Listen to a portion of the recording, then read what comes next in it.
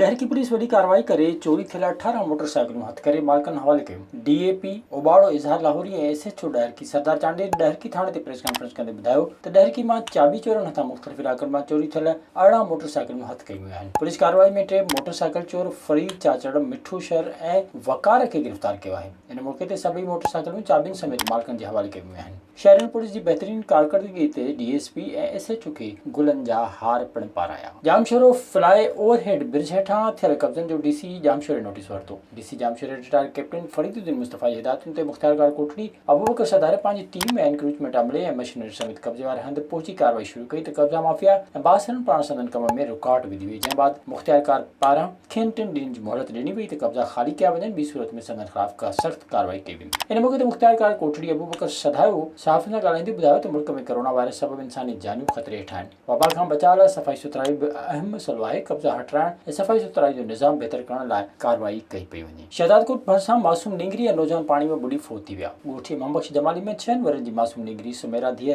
सोरा बिरोई घर अॻियां वहंदड़ water course में पेर तिरकण सबबि किरी ॿुॾी फोत थी वई, जंहिंजो मुड़ घर पहुचण ते वारसनि में रोज़ राड़ो मची वियो। ॿिए पासे ॻोठ मीर न्याज़ अहमद खोसे में 18 वरनि जो नौजवान सोनो ख़ान खोसो मछी तालाब में ॿुॾी फोत थी वियो, जंहिंजो लाश घर पहुचण ते ॻोठ में कोराम मची वियो। गुज़िरियल 2 हफ़्तनि अंदरि शहदादकोट जे मुख़्तलिफ़ वाटर कोर्सनि में ॿुॾी फोत थियण जा 8 खां बि वधीक वाक़िआ पेश आया आहिनि। सिंध हाई कोर्ट पारां उज़ैर बलोच बल्दिया सानी ऐं निसार मुराद जी जेआरटीज़ पब्लिक न करण ते सिंध हुकूमत ख़िलाफ़ दाख़िल दरख़्वास्त ते ॿुधणी 9 जुलाई ताईं मुलतवी कई वई। जस्टिस इक़बाल करोड़ जी सरबराही में 2 रुकनी बेंच दरख़्वास्त ते ॿुधणी कई, जंहिं दौरान घरू खाते जो सेक्रेटरी एजी सिंध अदालत में पेश थिया। Advocate general Sindh Salman Talibuddin Sindh high court खे ॿुधायो त अदालत जे फ़ैसिले ख़िलाफ़ सुप्रीम कोर्ट में दरख़्वास्त दाख़िल करे छॾी आहे। सुप्रीम कोर्ट में सिंध सरकार जी दरख़्वास्त ते ॿुधणी 26 जून ते थींदी, जंहिं ते दरख़्वास्त गुज़ार वफ़ाक़ी वज़ीर अली ज़ैदी जे वकील अदालत में दलील ॾींदे चयो त हुन दरख़्वास्त ते ॿुधणी सुप्रीम कोर्ट में सिंध हुकूमत जी दरख़्वास्त जी ॿुधणी खां पोइ मुक़ररु कई वञे, जंहिं ते अदालत दरख़्वास्त ते वधीक ॿुधणी 9 जुलाई ताईं मुलतवी करे छॾी। एजी सिंध चयो त जिन जवाबदारनि जी जेआरटीज़ पब्लिक करण जो हुकुम ॾिनो वियो आहे उन्हनि ख़िलाफ़ ट्रायल मुख़्तलिफ़ अदालतुनि में ॿुधणियूं हेठि आहिनि। जेआरटीज़ जी का